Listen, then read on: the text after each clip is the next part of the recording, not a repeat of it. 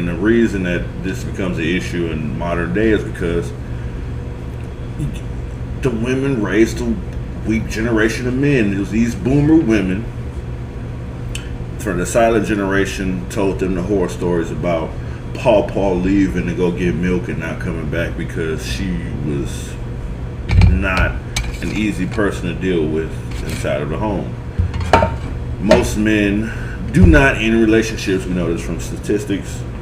So the fact that, that's always been the story is that Paw went and got milk and didn't come back, and all of that stuff is a misnomer, or every woman wants to be a victim, so they'll talk about how Grandpa left back in the 60s to go get milk and didn't come back.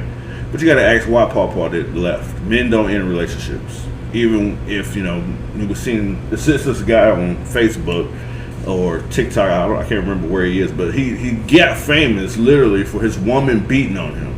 He's a dark-skinned dude, and his woman would berate him and beat on him, and that's how he got famous, for being a beta male, basically, and allowing his woman to run over him. Because you can obviously see that this guy didn't have a father that would tell him, son, if a woman ever puts their hands on you, you leave.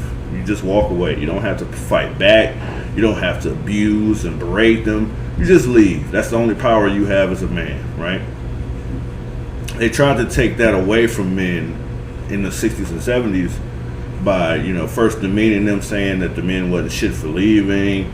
But there's a reason men leave. We don't leave for no reason most of the time. Are there pieces of shit out there that's going to leave their family? And, are there rapists, murderers, and abusers in the world? Yes. Very small percentage, right?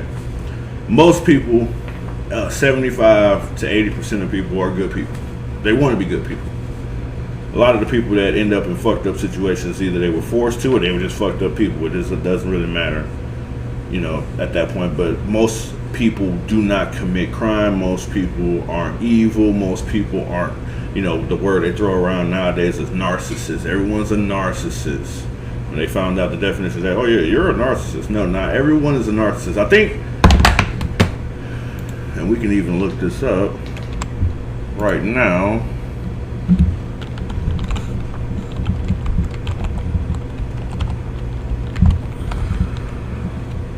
We're going to look up the percentage of narcissists in the world. It says, while it's difficult to pinpoint an exact percentage due to the nuances of diagnosis and varying definitions of narcissism, studies suggest that approximately 1 to 2% of the general population may meet the criteria for narcissistic personality disorder, right? But if you scroll through TikTok and Facebook, the number one talking point for these women is narcissist. But 2% of the population are narcissists.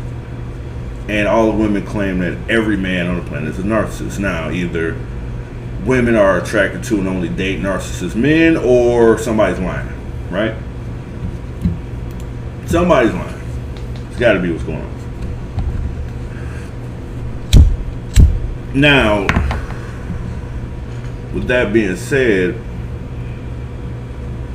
the men of that generation got ran away by government. The government came in and decided in the 60s during the LBJ presidency that they were going to remove men from the House